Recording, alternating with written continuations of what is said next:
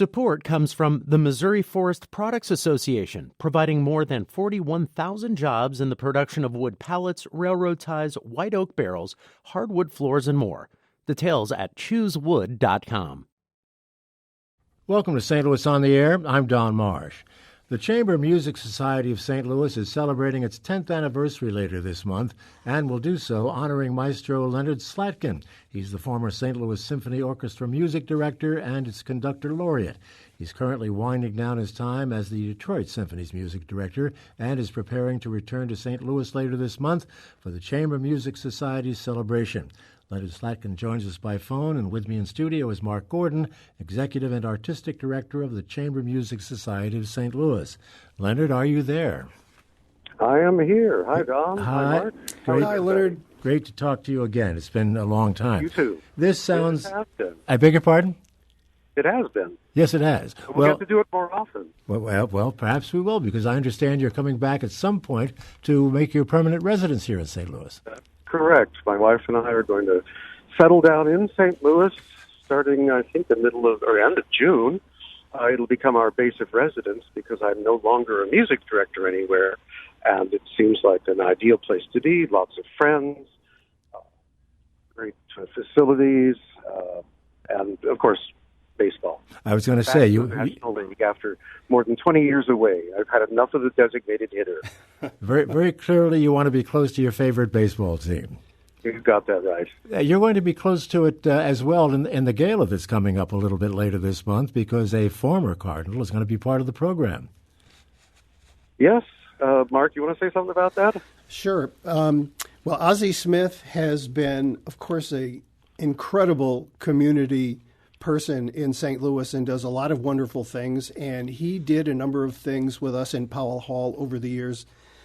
And I had asked him to join us a few years ago, but he was out of the country. And we asked him again this year to help us honor Leonard, and we thought having two St. Louis icons in the same building at the same time would be remarkable. What kind of a role is he going to play? Well, he's going to be playing the second movement of the Brahms Horn Trio.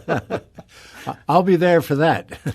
Some of it'll be a surprise, but we're going to have a lot of fun. Everybody knows that's kind of like the buzzword for Chamber Music Society of St. Louis. We have great musicians playing great music, but we like to have a lot of fun.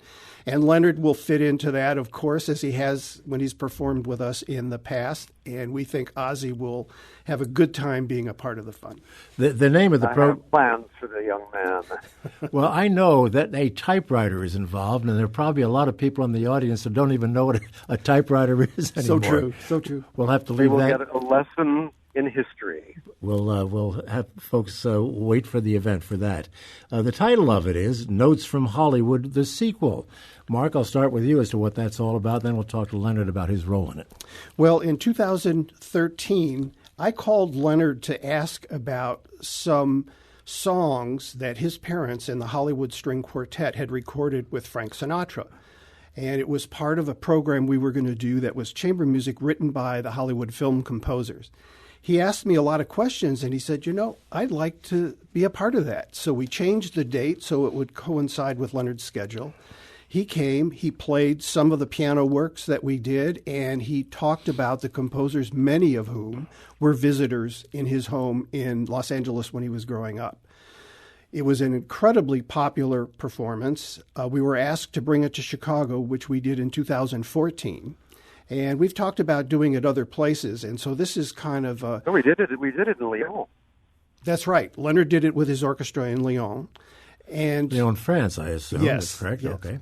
And so we thought we'll do another version of it with all different music, but this, of course, to honor Leonard has been, as I said, such an icon in St. Louis.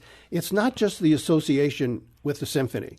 He's part of one of St. Louis's treasures, just the way Ozzie Smith is.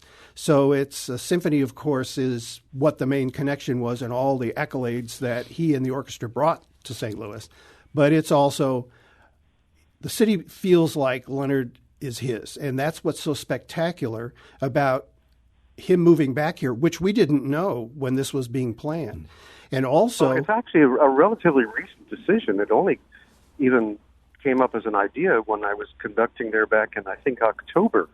We'd been looking for place to reside. And all of a sudden, my wife just decided, with my encouraging to take a look around, didn't find anything right away, and then the right place showed up. We realized this is exactly where we need to be.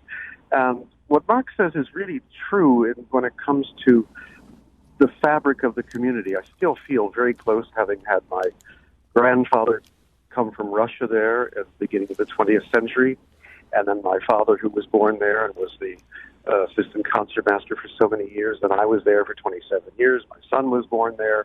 So there's a real connection here, and I'm truly looking forward to being back and seeing everyone, and especially to be honored at this 10th anniversary event of the Chamber Music Society, because this is an organization that sprang up literally from nothing and has become really important adjunct for the city and spreading all different kinds of music in different ways.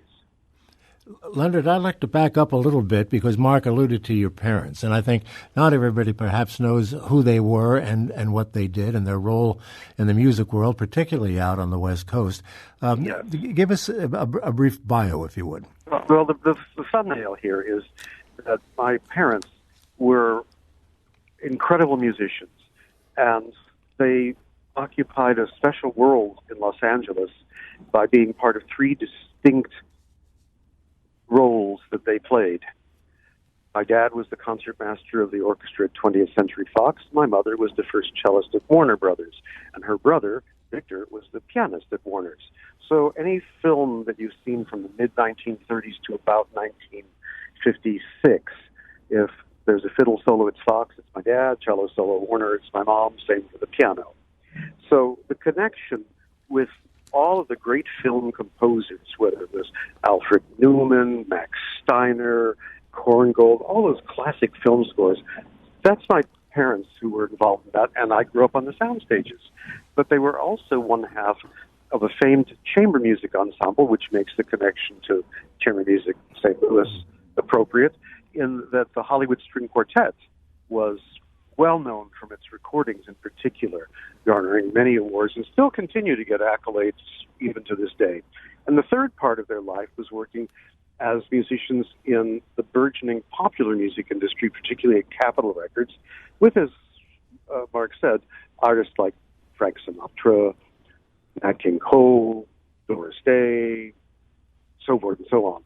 So it was quite a background that I grew up in. It was incredible to have all these astonishing musicians coming in and out of our house, talking and playing. Was it difficult for them, do you think, to straddle these different worlds, these different music worlds? Well, maybe at the time, for most people, they would have thought it was that way. But for the people who played in the studios in Hollywood, they brought this incredible professionalism and adaptation to all the styles. So they could be equally comfortable in pop idioms, in jazz, and musicals, and string quartets, and symphony playing. For them, it was just great music. It didn't matter what the style was. And they paved the way for a lot of today's performers who, sometimes we use the word crossover. I don't really care for that one so much, but just able to shift comfortably between genres. I should point out here also, since we're talking about Leonard's parents, the event is to honor Leonard and his association with St. Louis for so many years, but also we're paying tribute to that symmetry that we talked about earlier with his parents and honoring the Slatkin tradition in St. Louis. His parents, we're going to play Beethoven, a couple short movements from a Beethoven quartet, obviously not written by Hollywood film composers, but this Opus 30 was at the very first Grammy Awards in 1958, the Hollywood String Quartet. So Leonard's mother and father won a Grammy for this recording. So we're going to pay tribute. And the very first year the Grammys existed. Yes. Well, you've been there yourself, Leonard. Yeah, I have 6 of the lovely little gramophone statuettes.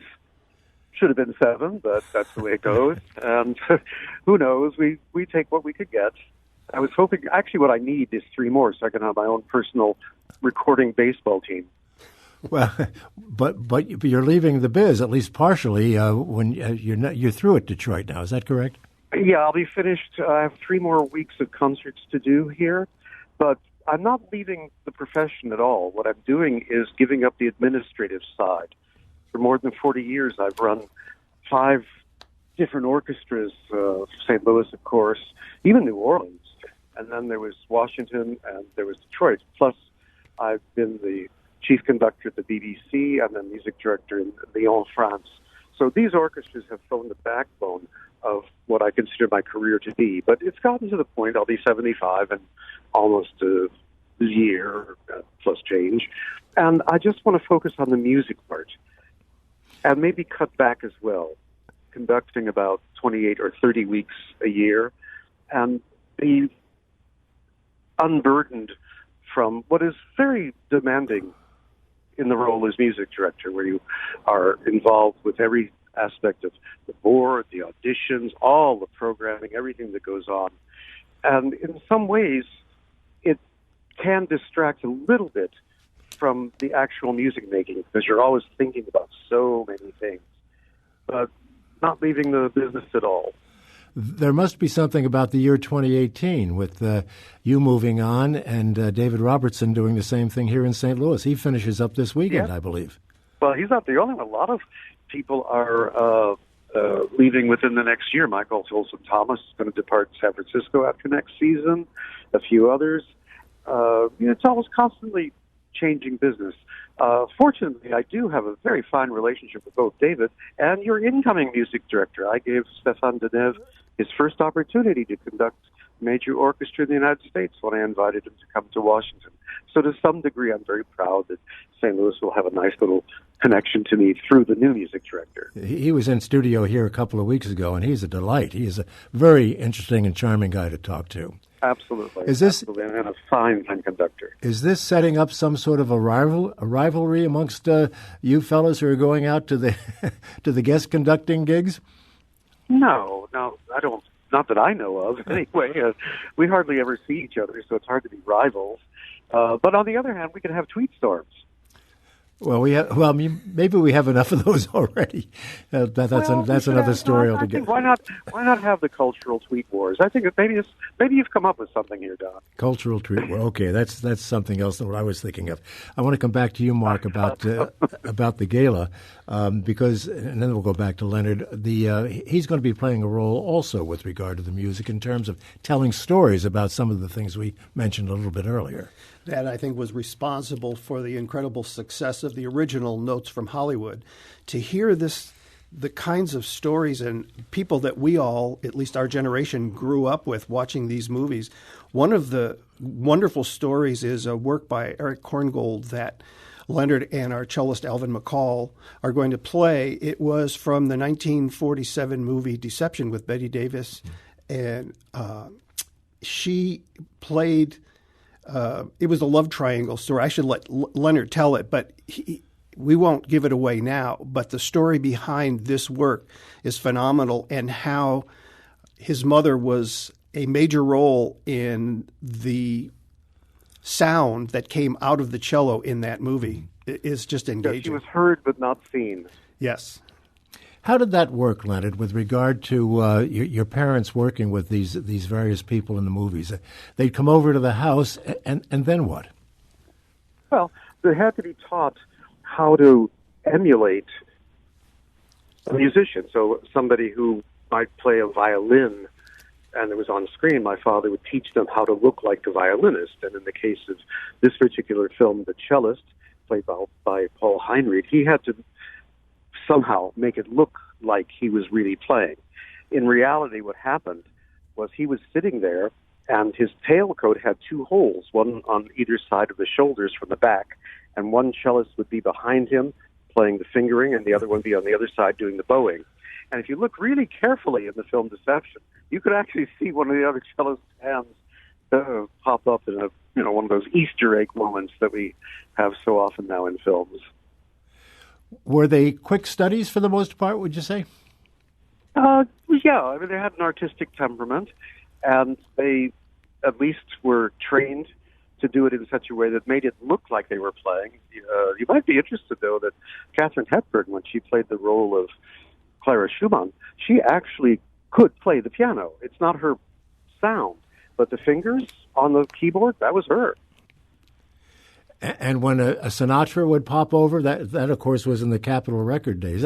That's a little bit different. Yeah. He would be And doing all. Yeah, well, it's entirely different. Yeah. Because he relied on my parents both in their roles as violinist and cellist. He always used them on every date, but many times Capitol Records would actually try to get the arranger, Nelson Riddle, out of town because he wasn't such a good conductor. And often albums that say that they are arranged and conducted by Nelson Riddle. Arranged, yes. Conducted by, no, because my dad was also a very distinguished conductor. Well, that's a bit of a surprise to me because growing up in that era, Nelson Riddle always got equal billing with Sinatra and the others. Yeah, but that's the way it was. And at the time, record companies didn't want people who were on their label in the classical vein, as the quartet was, being associated directly with people from the pop world. It just wasn't done. And finally, Sinatra said, I want to do an album with the Hollywood String Quartet. And he insisted their name be put on the cover, and Capitol balked at that. But they finally agreed to have that done. They made the album. It wasn't a particular sales success, but a lot of people would tell you that it belongs right up there with the very greatest of the Sinatra albums musically. You know, Leonard mentioned that his father was a conductor. It so happened that Felix Slatkin won a Grammy in that very first Grammy Awards in 1958 for conducting. Yeah.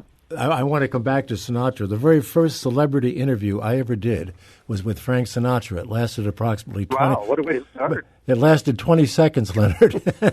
He was a difficult guy to get along with for a lot of people. Well, you know, what people used to say was if you were Sinatra's friend, you had a friend for life, and if you were his enemy, you had an enemy for life. What was he like around the house? He was delightful. My brother and I called him Uncle Frank. He would sometimes take us by the hand to our bedrooms and sing us to sleep. We visited him on many occasions, both in Las Vegas and Palm Springs at his homes there. Went to a recording session. He couldn't have been nicer. In fact, we were supposed to do a concert together in St. Louis, and it just didn't come to a head, and he was sorry it couldn't work out, and certainly I was. I have to wonder, given the exposure you had to all the kinds of music that you did, how you moved in the direction you did. I mean, you might just as easily have gone to the popular genre as well, right?